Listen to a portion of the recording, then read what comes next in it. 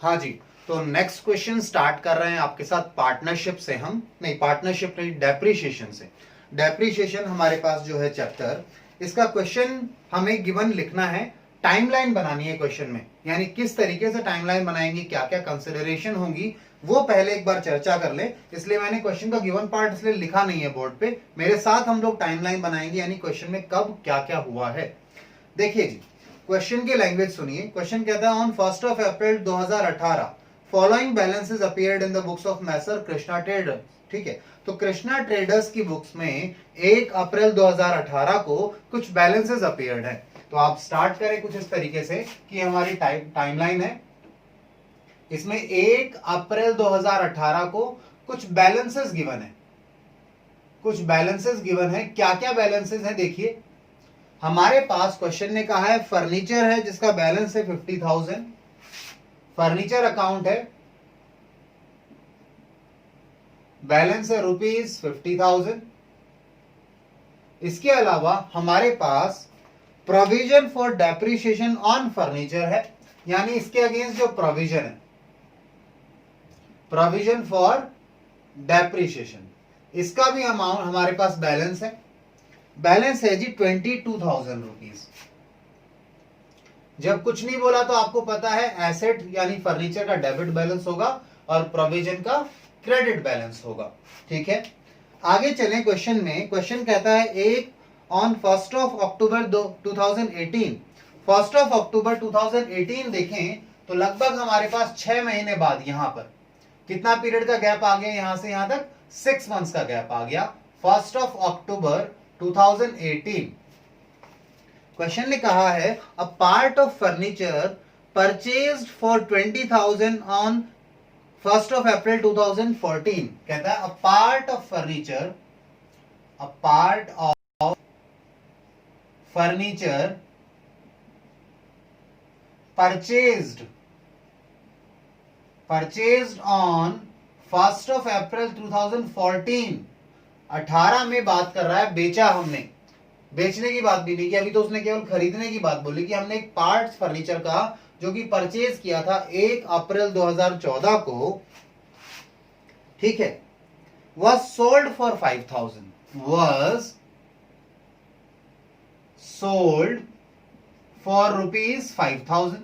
चलिए जी, आपने एक फर्नीचर का हिस्सा जो कि आपने 1 अप्रैल 2014 को खरीदा था, आज बेचा है, आज के दिन 1 अक्टूबर 2018 को 5,000 में। आगे क्वेश्चन कहता है on the same date new furniture costing 25,000 purchase, यानी आज ही के दिन एक और काम क्या हुआ है, आपने एक न्यू फर्नीचर परचेज किया है। New furniture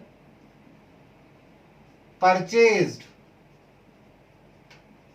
for ₹25,000। चलिए जी, 25,000 का आपने फर्नीचर भी खरीद लिया। इसके आगे देखें, आगे क्वेश्चन कहता है depreciation was provided at the rate 10% per annum on original cost.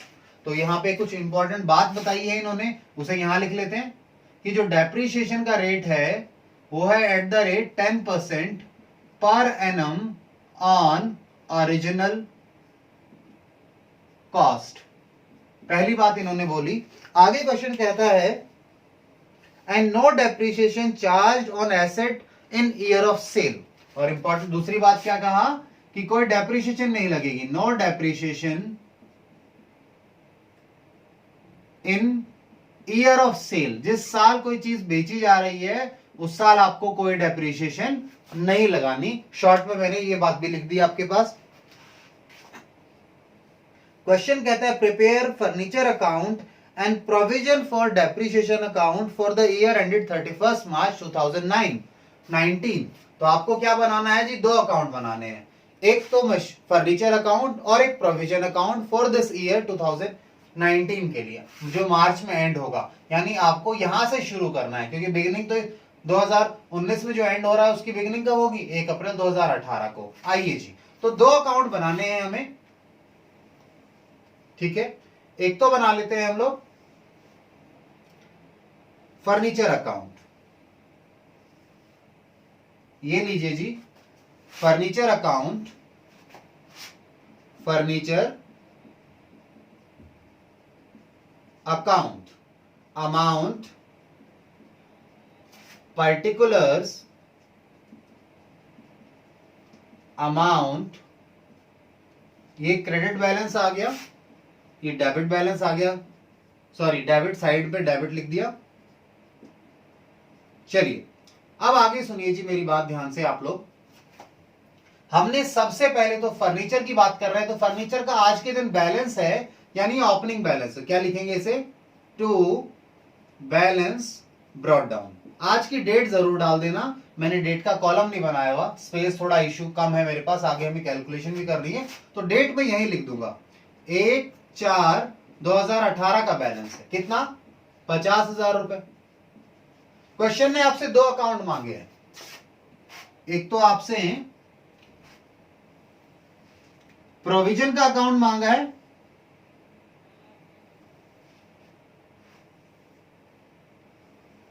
और दूसरा आपसे मांगा है,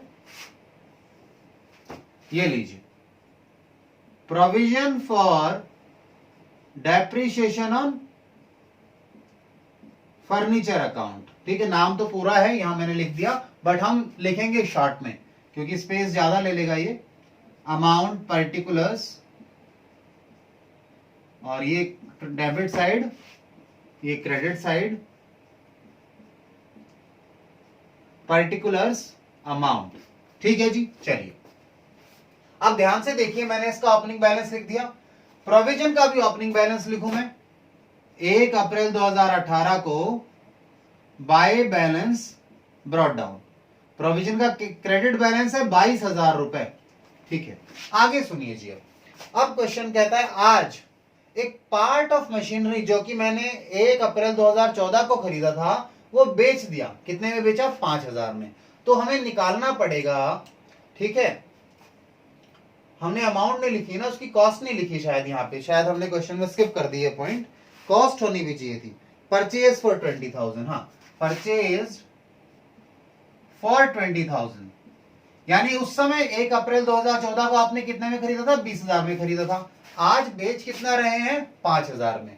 यानी कितने साल हो गए अगर ध्यान से देखो आप, आपको 2014 से शुरू किया था आपने, यहां वर्किंग देखिएगा मेरे पास, स्पेस थोड़ा सा कम है, हम वर्किंग देखें तो 2014 से 15 आपने ये जो पार्ट है फर्नीचर का यूज किया होगा, फिर 15-16 में भी यूज किया होगा, 16-17 में भी यूज किया होगा, और अभी 17-18 में भी यूज किया होगा। ठीक है, कितने साल यूज किया होगा? 4 साल तो ये आ गए, ये फर्स्ट ईयर, ये सेकेंड ईयर, ये थर्ड ईयर और ये फोर्थ ईयर। और आज 2018 में भी आपने 6 महीने यूज कर लिया है। ये पीरियड कितना है? 1 अप्रैल से 1 अक्टूबर 2010, 6 महीने, यानी 2018 में हम बोले तो हाफ ईयर कह सकते हैं, हाफ ईयर यहां यूज हो गया। ठीक है, यानी इन टोटल आपने 4.5 साल इसको यूज किया है, इस 20,000 रुपए की चीज को। तो मेरे पास वर्किंग के लिए स्पेस नहीं है, इसलिए मैं वर्किंग यही बनाऊंगा आपकी। तो 4.5 साल में इसका कितना डेप्रिसिएशन हुआ होगा? क्योंकि जब इस मशीन को बेचोगे तो प्रोविजन में जो डेप्रिसिएशन पड़ा है उसे भी तो हटाना पड़ेगा। तो 4.5 साल का डेप्रिसिएशन निकालो, इस पे 20,000 का ओरिजिनल कॉस्ट मेथड है तो सीधा फेस वैल्यू पर आना था, हमेशा बुक वैल्यू पर ही डेप्रिसिएशन आएगा। तो कैसे निकालेंगे आप डेप्रिसिएशन इसका? साहब वैल्यू है 20,000 रुपए उस पार्ट की, रेट है डेप्रिसिएशन का 10%, और आपको चाहिए 4.5 साल के लिए डेप्रिसिएशन। तो ये जो पार्ट आपने बेचा है उसकी 4.5 साल की डेप्रिसिएशन मिल जाएगी। कैलकुलेट कीजिए जी, कैलकुलेट करके बताओ आंसर कितना आ रहा है इसका। मैं भी कैलकुलेट करता हूं। 20,000 को 10%, ओह सॉरी एक चीज तो गलत कर दी मैंने, ये 4.5 महीने लिख दिए, मुझे तो 4.5 से मल्टीप्लाई करना है क्योंकि यहां तक 1 साल का आया, 4.5 से मल्टीप्लाई कर दोगे तो 4.5 साल का आ जाएगा। ठीक है, वो मुझसे गलती हो गई। 20,000 का 10% निकालो, 2,000, यानी और 10 निकालकर 4.5 से मल्टीप्लाई कर दो, तो कितना आ गया जी? अमाउंट निकालिए, बताइए मुझे। कोई बच्चा कह रहा है 4 साल का निकालना है डेप्रिसिएशन। क्या किसी को याद आया हमने यहाँ पर अभी भी कोई गलती की हुई है? और क्या गलती है? देखो, अगर कुछ नहीं कहा होता तो हमने सब कुछ सही किया था, बट ध्यान दो यहाँ पर क्वेश्चन ने एक पॉइंट बोला था कि डेप्रिसिएशन चार्ज नहीं किया जाएगा उस साल का जिस साल में वो एसेट वो फर्नीचर बेचा है। तो ये वाला जो ईयर है, इस साल यानी ये जो आधा साल है, इसका डेप्रिसिएशन नहीं चार्ज करना, ध्यान दो। यानी डेप्रिसिएशन चार्ज कितने होगा केवल 4 साल का। तो यहां मल्टीप्लाई कितने से होगा, 4 से। ठीक है, तो आंसर कितना आ जाएगा, आंसर आ जाएगा जी 2000। एक साल का डेप्रिसिएशन 2000 आया, 4 साल का कितना हो गया, 8000 रुपए। तो 8000 डेप्रिसिएशन हो गया इस 4 साल का। तो ये आपको पता है प्रोविजन में पिछला सारा डेप्रिसिएशन एक्यूमुलेट होकर पड़ा है, इकट्ठे होकर पड़ा है, जितना भी हमारे पास वैल्यू थी। ये पूरा 50,000 का फर्नीचर है, इसमें आज तक जितनी भी डेप्रिसिएशन लगी है सारी यहाँ है। तो उसमें से 20,000 का जो हिस्सा बेच रहे हैं उसकी डेप्रिसिएशन हटाएं, क्योंकि वो हिस्सा जा रहा है, उसे हटाना पड़ेगा यहां से। आइए हटाकर हमसे मशीनरी अकाउंट में ले चले। 1/10/2018 को टू फर्नीचर, सॉरी मशीनरी मैंने बोल दिया, टू फर्नीचर अकाउंट कितना, 8000 ले जाओ जी। इसके लिए वर्किंग नोट का नंबर दे देना, वर्किंग नोट नंबर 1 से हमने निकाली ये चीज, 8000 की वैल्यू कैसे आई। ठीक है, इसे मैं हटा भी दूंगा इस चीज को। चलिए, अब 8000 आपने फर्नीचर में डाले हैं, तो ये अकाउंट क्या हुआ है, हमारा जो प्रोविजन फॉर डेप्रिसिएशन अकाउंट है वो डेबिट हुआ है। तो क्रेडिट क्या हुआ है, फर्नीचर हुआ है। आइए फर्नीचर में लिखें इसे, 1/10/2018 को by provision for depreciation account, provision for depreciation on furniture आप लिख लीजिएगा पूरा, मैंने शॉर्ट में लिखा है।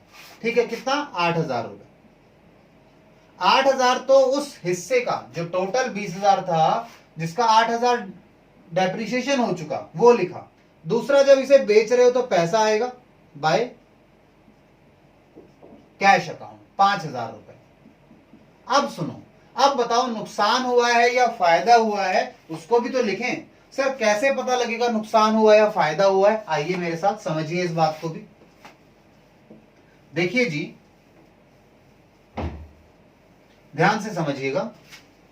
हमारे पास जो ये मशीनरी थी, इसकी परचेज प्राइस क्या था, परचेज प्राइस था 20,000, जिसमें से अभी तक कितना, आज तक का कितना डेप्रिसिएशन चार्ज कर चुके हैं। सर अभी तो निकाला था 8000 का डेप्रिसिएशन चार्ज किया है, पिछले ही वर्किंग नोट में निकाला था। यानी इसकी वैल्यू कितनी है, आज इसकी वैल्यू कितनी है, इसकी वैल्यू है सर 12,000 रुपए। 12,000 की चीज को आप 5,000 में बेच रहे हो। सेल प्राइस क्या रखा आपने, कितने में बेचा, 5,000 में। 12,000 की चीज को 5,000 में बेचा तो आपके पास लॉस नहीं आ गया, कितना लॉस आया, 12,000 की चीज को 5 में बेचा तो सर सीधा सीधा 7,000 का नुकसान है।